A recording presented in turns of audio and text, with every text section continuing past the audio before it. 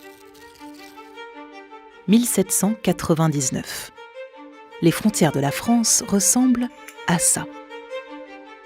Le 9 novembre de cette année-là, Napoléon Bonaparte s'empare du pouvoir. Et 13 ans plus tard, le territoire français, c'est ça. Un empire à son apogée, plus de 3 fois plus étendu. Pour en arriver là, Napoléon a mené de multiples campagnes militaires et remporté beaucoup de batailles. Sur les 86 qu'il a livrées en personne, il en a remporté 77 et perdu seulement 9. Soit un taux de victoire de 90%. Alors, comment peut-on expliquer de tels succès ? Et ces succès ont-ils vraiment servi à quelque chose ? Pour commencer, voyons déjà à quoi ressemble l'une de ces grandes victoires militaires.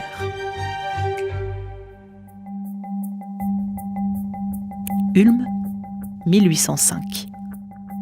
Les Russes et les Autrichiens ont déclaré la guerre à la France. Le chef de l'armée autrichienne, le général Mack, attend les Français ici, à la sortie de la Forêt-Noire. Et c'est logique, c'est la route habituelle pour se rendre à Ulm depuis la France. Mais Napoléon veut créer la surprise. Pour faire croire aux Autrichiens qu'il arrive bien par ici, il envoie la réserve de cavalerie faire diversion. Pendant ce temps-là, le gros des troupes contourne la Forêt-Noire à toute allure par le nord. Résultat, les Autrichiens sont bernés, encerclés, contraints à se retrancher dans la ville d'Ulm et finissent par capituler. Napoléon remporte la victoire et ce n'est ni la première ni la dernière. Vu comme ça, gagner des batailles, ça paraît presque facile. Mais la réalité est plus complexe. Parce que ces victoires ne sont pas dues au hasard. Elles résultent d'une organisation précise, qu'on peut résumer en 3 grandes idées. Alors, quels sont les secrets de ces succès ? D'abord, Napoléon a une connaissance encyclopédique de l'art de la guerre. Sa culture militaire est le fruit de très nombreuses lectures. La guerre des Gaules, de Jules César, L'art de la guerre, de Machiavel, L'essai général de tactique, de Guibert. Il a lu les récits des historiens et des tacticiens du passé, comme de ses contemporains. Et ce large corpus lui sert d'inspiration dans ses propres manœuvres. Mais ses connaissances ne sont pas seulement théoriques. À la différence des monarques qu'il affronte, Napoléon est un militaire de carrière. Il a été formé à tous les grades. Cadet gentilhomme à l'école militaire, artilleur, lieutenant, lieutenant-colonel, capitaine, chef de bataillon, général de brigade, général de division, général en chef. Il ne reste plus qu'à mettre en application sur le champ de bataille ses bagages théoriques et pratiques. Et cela commence par une étude particulièrement minutieuse du terrain où il se bat. Napoléon s'entoure d'ingénieurs géographes qui lui fournissent des cartes détaillées.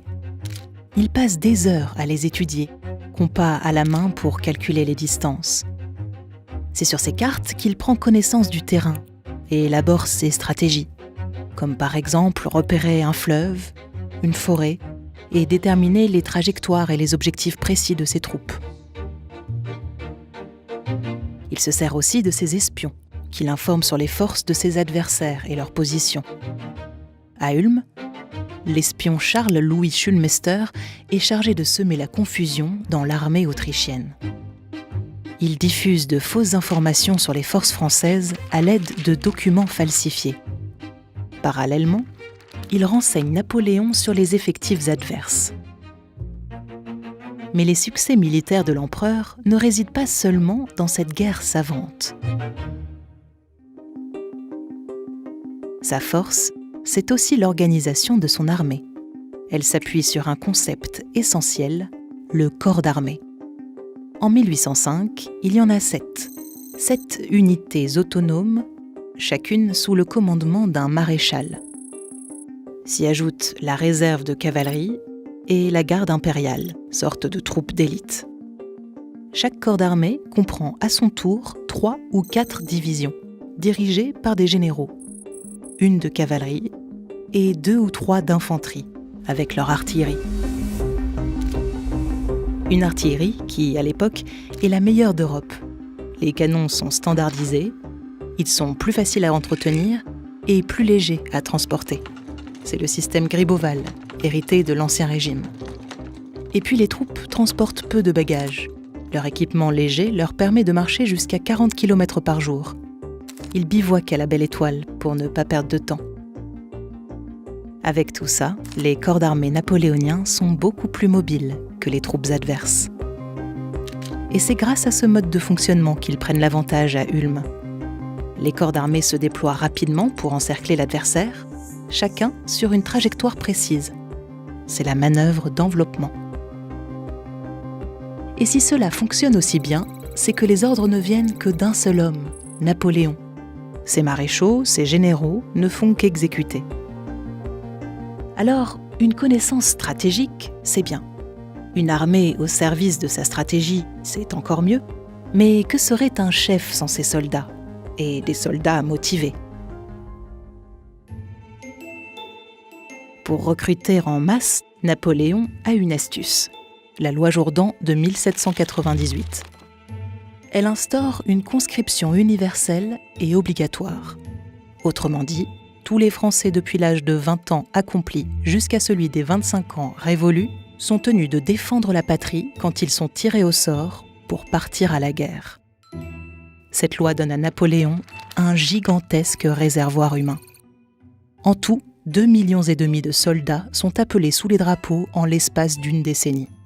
C'est la plus grande armée d'Europe. Et Napoléon ne s'arrête pas là. Il impose la conscription en territoire conquis. En Belgique, en Italie, en Allemagne et en Hollande. Au total, près d'1 million de soldats étrangers rejoignent les troupes françaises. Une armée nombreuse, donc, est galvanisée par son chef. Pour rallier les populations à sa cause, Napoléon manipule l'opinion publique. Il censure la presse et crée ses propres journaux de propagande. On y vante la bravoure des soldats et la grandeur du chef. Napoléon vole comme l'éclair et frappe comme la foudre. Le plus célèbre, c'est le Bulletin de la Grande Armée, créé en 1805. Il est lu sur les places publiques, dans les églises, les lycées et dans les foyers. Avec la propagande, Napoléon renforce le sentiment patriotique. On se bat pour la nation. Mais on se bat aussi pour la gloire, une notion distillée dans tous les discours. Elle n'est plus seulement réservée aux chefs et à la noblesse. On vit et on meurt pour la gloire, désormais à tous les étages. En découlent notamment des décorations. La plus connue, c'est la Légion d'honneur. Mais les succès de ce système ne durent qu'un temps. À partir de 1812, l'Empire napoléonien amorce son déclin. Une des raisons à cela, c'est que les campagnes militaires n'aboutissent pas à des victoires politiques durables. Même quand elle est négociée, la paix ne dure jamais longtemps. En 1805, par exemple, après les victoires à Ulm et Austerlitz, la France et l'Autriche concluent un traité de paix. Les Autrichiens cèdent une partie de leur territoire, mais déjà, ils rêvent de revanche. La paix ne dure que 4 ans. En 1809, l'Autriche déclare à nouveau la guerre à Napoléon. Résultat, ces conflits incessants épuisent l'Europe. Dans les rangs français, les combats font près d'1 million de morts au total, et près d'1,5 million dans le reste de l'Europe. Et puis, la guerre coûte cher.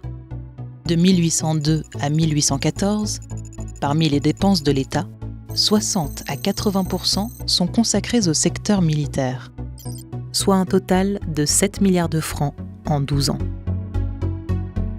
Dans cette somme, 3 milliards de francs servent directement à financer les campagnes napoléoniennes. Plus de la moitié de ces 3 milliards est assumée par l'État français. Le reste est tiré de la guerre. Des impôts plus lourds sur les Français, des réquisitions en nature ou en argent sur les territoires conquis, des troupes napoléoniennes entretenues par les États alliés qu'elles occupent, d'un bout à l'autre de l'Europe, le coût de la guerre pèse sur les populations. En plus du poids de la guerre et de l'impossibilité de la paix, s'ajoute enfin le rapprochement progressif des puissances européennes pour stopper les ambitions françaises. En 1815, presque toute l'Europe s'est unie contre Napoléon. À la tête de cette coalition, le Royaume-Uni, la Prusse, l'Autriche et la Russie. Une partie d'entre eux se retrouve ici, à la bataille de Waterloo. Et celle-ci, Napoléon la perd. 5 mois plus tard, le traité de Paris est signé. Le règne de Napoléon s'achève, son empire s'effondre. 15 ans après les premières conquêtes, la France retrouve ses dimensions du passé.